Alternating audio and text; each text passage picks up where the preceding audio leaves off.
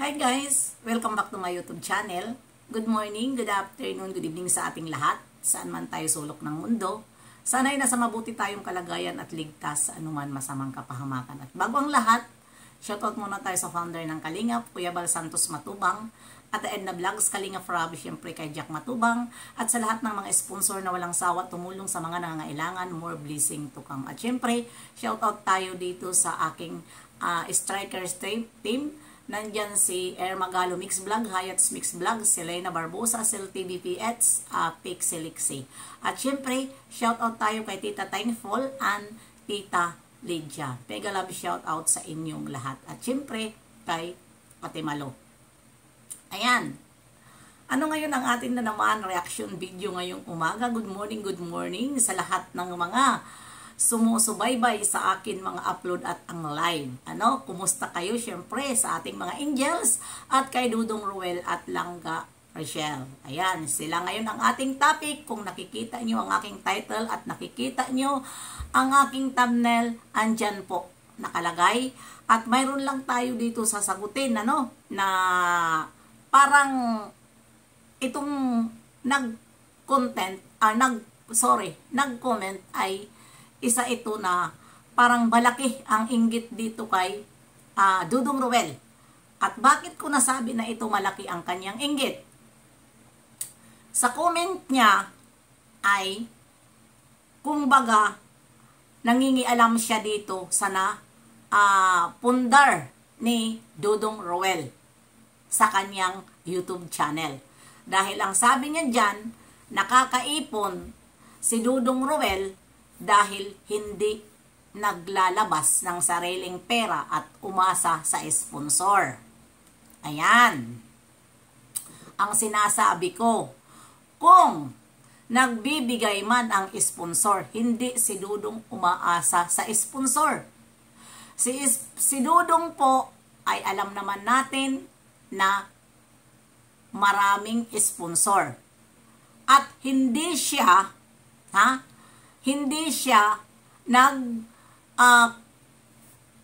message doon sa mga sponsor na para tulungan siya. Si Dudong po, ang ginagawa po ay araw-araw naghahanap ng matutulungan. Nagbablog siya.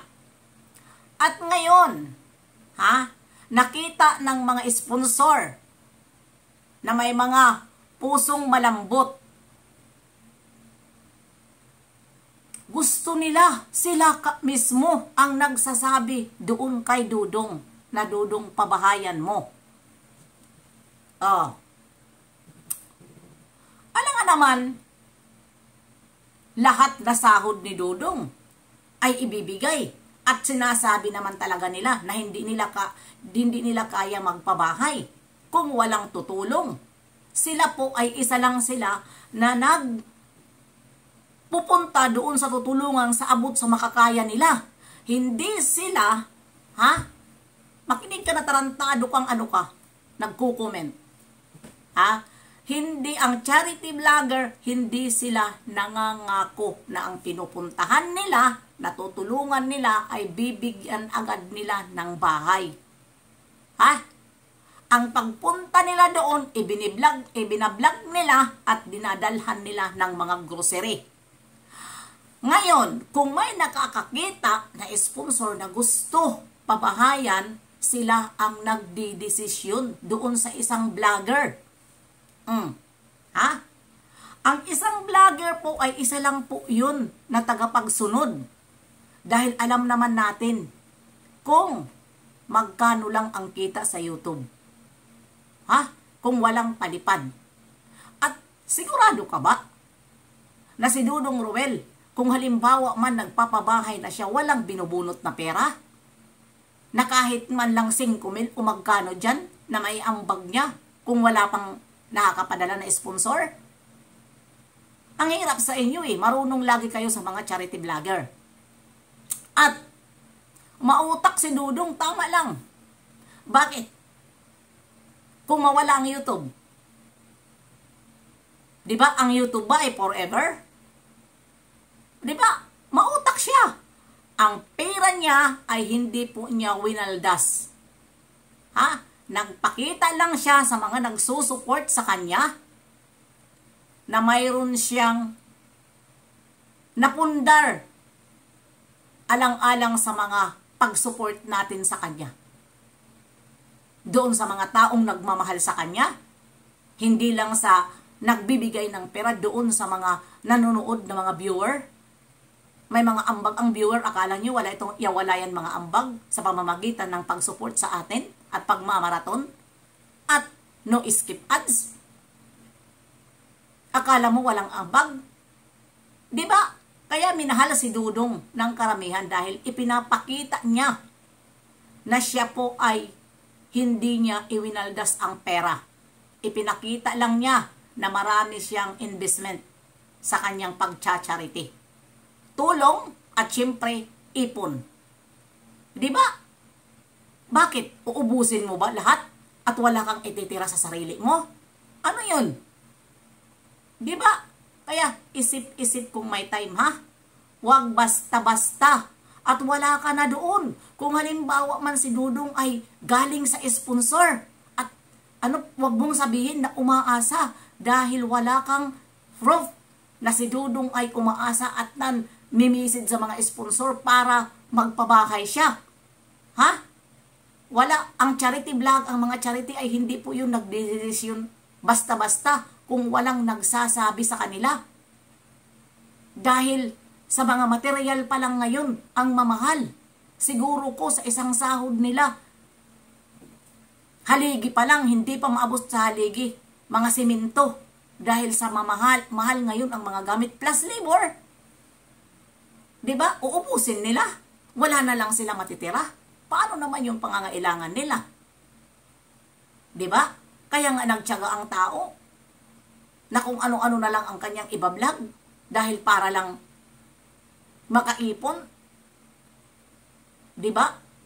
Masama ba ang mag-ipon? Masama ba ang magtago ng pera? Diba? Hindi naman siguro. Kaya, ikaw na syunga-syunga ka na nag-comment dyan. Isa pa, doon ka pa talaga nag-comment doon sa kanyang nabili na nag-ani sila. Doon ka pa talaga, yun pa talaga, doon ka nag-comment. Ano? Nainggit ka? Diyan sa mga investment na ngayon ay nakinabangan na, inani na. Di ba? Pinakita niya na nag-ani na, kumita na ang kanilang binili.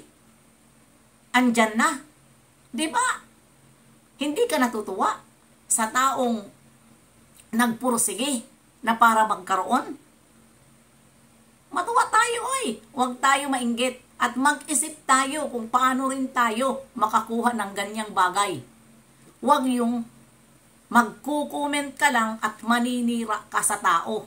Dahil wala ka ng pagbabago. Ganun ka na. At isa pa, hindi na aangat ang buhay mo. Dahil ganun ka na. Mahilig ka manira sa tao na hindi ka namang kilala at walang alam si Dudong sa mga pinagbibintang mo. Di ba?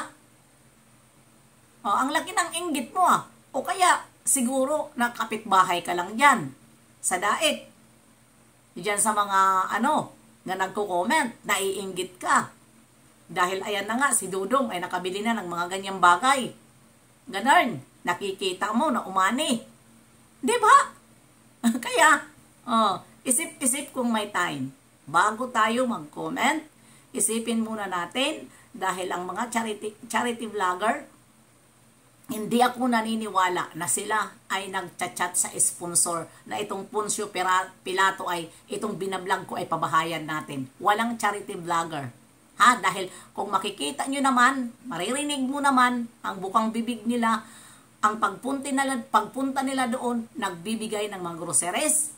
At ang sabi nila, hayaan natin, Nay, baka may makakita sa'yo ng mga mabubuting puso, ay baka mapaayos natin itong bahay mo. Kung mayroon. Di ba ganon? Namimilit ba ang mga charity vlogger? Hindi. Kaya, wag mong i-comment yung ganyan. Kung makaipon man si Dudong, deserve niya yan. Dahil pinaghirapan niya yan. Wala siyang ulan, araw, na hindi siya lumusob sa kanyang pinaninindigan na charity vlogger. Kaya hanggang dito na lang, huwag kang syunga-syunga para hindi ka ma-content. Bye-bye! See you next live and upload. God bless ating lahat.